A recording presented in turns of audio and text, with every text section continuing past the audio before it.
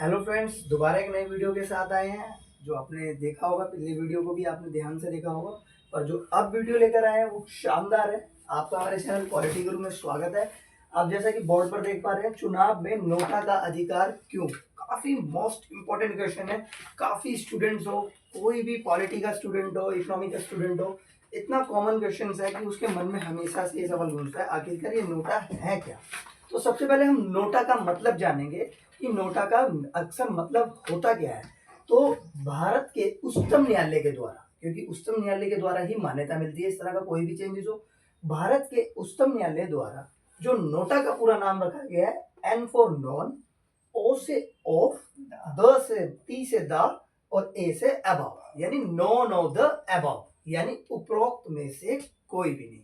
अब आपने देखा होगा कि आज कोई भी इलेक्शन हो, आपकी कॉलोनी का इलेक्शन हो या आपके संसदीय क्षेत्र का इलेक्शन हो, एमएलए का इलेक्शन हो या पार्षद का इलेक्शन हो, आपने देखा होगा उस मशीन के अंत में नोटा का बटन सर्टिफाइड होता है।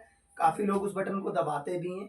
उसका मेन मोटिव ये है कि आपको एक ऐसा अधिकार देना कि जिसमें आप ये तय कर सके कि इलेक्शन में खड़े जो भी उम्मीदवार हैं, आप उनमें से किसी को भी ना चुने। क्योंकि हर मतदाता की, भारत में रहने वाले हर प्रत्येक नागरिक की एक इच्छा है कि जो भी उम्मीदवार उनके संसदीय क्षेत्र या एमएलए के चुनाव में या पार्षद के चुनाव में खड़ा हुआ है, वो उम्मीदवार पूरी तरह से स्वच्छ छवि का हो, लाभ के पद पर ना हो, दिवालिया ना हो, चरित्रहीन ना हो। तो इसलिए ऐसी आवश्यकता इसलिए पड़ी 2009 में एक एनजीओ द्वारा सबसे पहले इस अधिकार की मांग की गई।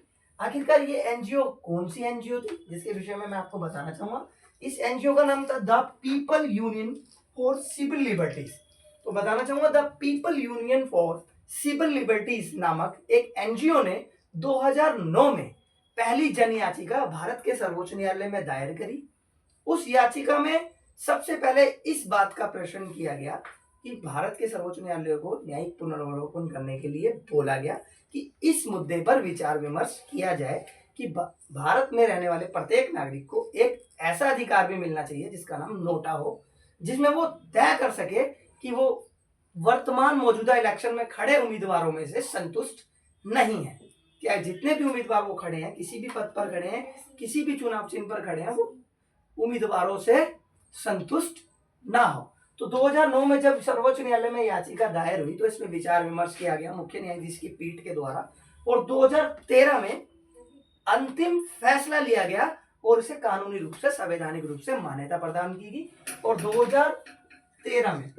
2013 में SC supreme court of India द्वारा, भारत के सर्वोच्च न्यायालय द्वारा इसे कानूनी एवं संवैधानिक मान्यता प्रदान कर दी गई और भारत में रहने वाले प्रत्येक नागरिक को नोटा का अधिकार मिला।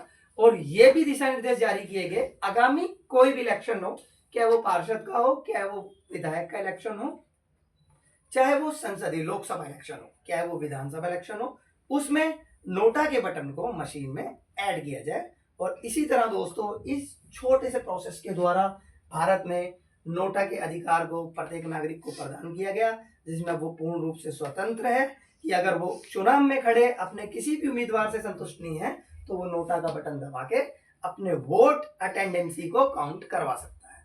थैंक यू दोस्तों, उम्मीद है आपको ये वाला वीडियो भी हमारा पसंद आया होगा।